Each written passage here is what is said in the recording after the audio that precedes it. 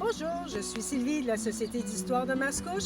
Alors, on continue nos promenades pour connaître les différents noms de lieux et des rues de Mascouche. Aujourd'hui, on va un peu plus dans l'ouest, en haut du coteau de Mascouche, et nous verrons le chemin Pincourt, la rue Morecrest, le chemin Newton et la rivière Mascouche. Allons-y!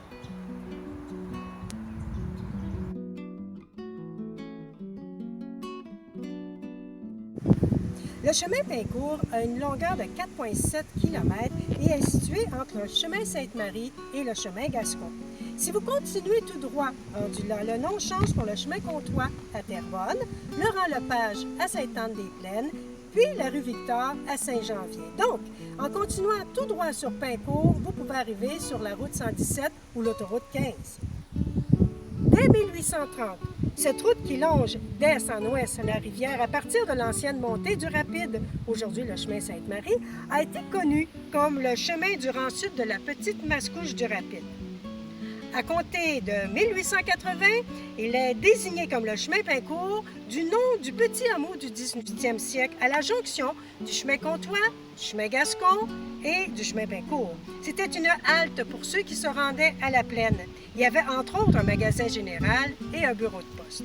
Selon Claude Martel, dans ce secteur, le plateau a un sol sablonneux propice à la croissance des pins.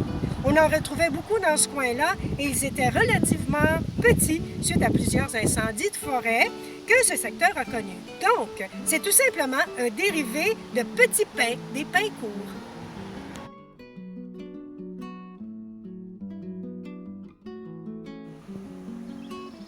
Le nom Morecrest est donné à une rue, à un secteur et à un parc.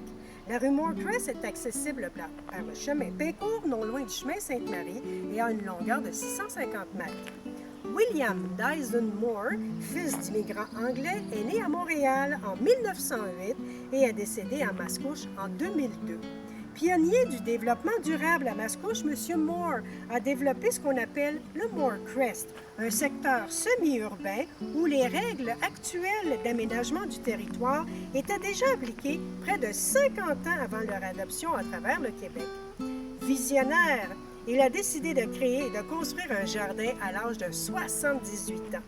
Le jardin Moore, un jardin étagé à l'anglaise, est devenu une attraction touristique importante de l'Anadière, en plus de contribuer à parfaire l'éducation des jeunes et des visiteurs à des règles environnementales avant-gardistes. William Dyson Moore avait nommé son secteur Morecrest, écrit M-O-O-R-C-R-E-S-T, et non pas Morecrest, comme son nom de famille. Et comme c'est inscrit partout, sur les panneaux, le nom du parc, sur Google, dans différentes publications, partout, il est mal orthographié. Et pour preuve, M. Moore a publié une lettre au journal Le Courrier de Terrebonne en 1966 pour faire corriger un article où c'était mal écrit.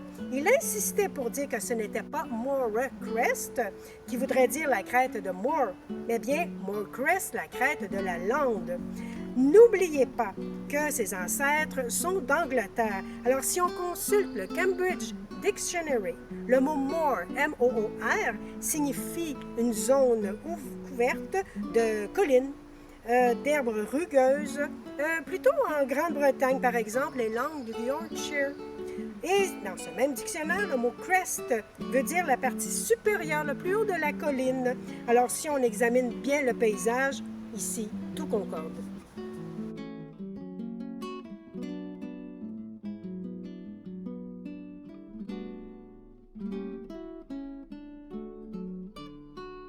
Vous pouvez emprunter le chemin Newton à partir de la montée majeure à la plaine. À ce niveau-là, ça s'appelle le chemin forêt. Mais il est aussi accessible à partir du chemin Sainte-Marie au niveau de la petite église United Church. Il fait 6,3 km en longeant la rivière Saint-Pierre, puis le nord de la rivière Mascouche et se rend ainsi jusqu'au chemin Gascon. Son vis-à-vis à Terrebonne est le chemin Martin qui devient la 5e avenue et se rend jusqu'à Sainte-Anne-des-Plaines. Plusieurs de ces terres de ce chemin ont appartenu à la famille Alexander, présente à Mascouche depuis 1824, soit 20 ans avant la grande famille de la pomme de terre en Irlande. Son nom rappelle le souvenir d'un de ses descendants, Newton Richard Alexander, né en 1907, décédé en 1980 et qui exploitait la terre ancestrale durant.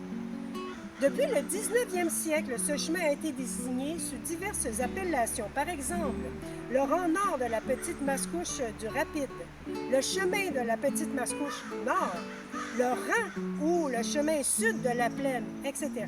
Mais vers 1997, l'appellation chemin Newton va couvrir officiellement tout le trajet que l'on connaît aujourd'hui.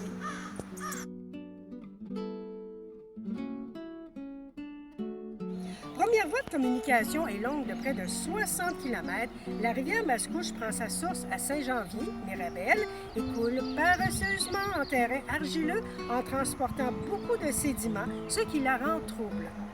En fin de parcours, ces méandres contournent sur un peu plus de 25 km les vieilles demeures de la ville qui lui doit son nom, pour terminer sa course lente dans la rivière des Mélilles au niveau de Lachenay, qui est un secteur de Terrebonne. Pour certains historiens, Mascouche serait une déformation de Masketu, qui voudrait dire en langue algonquine « lieu où il y a du foin », soit une plaine, une prairie, ce qui est conforme à la géographie de la région, tandis que d'autres lui donnent le nom de Mascoche, qui voudrait dire « petit ours » en langue cri. Cette rivière a déjà porté le nom de Sainte-Marie, Saint-Jean-Baptiste, en l'honneur de Jean-Baptiste Le Gardeur, deuxième propriétaire de la seigneurie de Repentigny.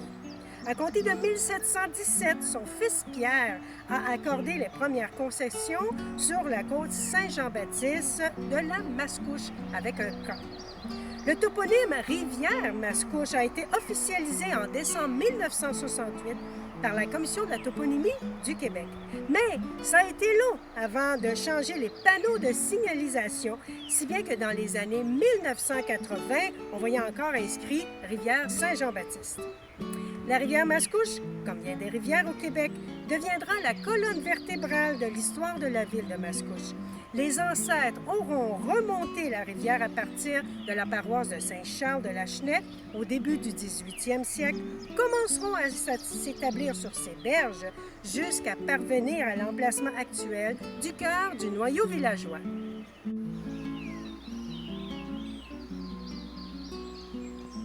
Alors, ce sera tout pour aujourd'hui.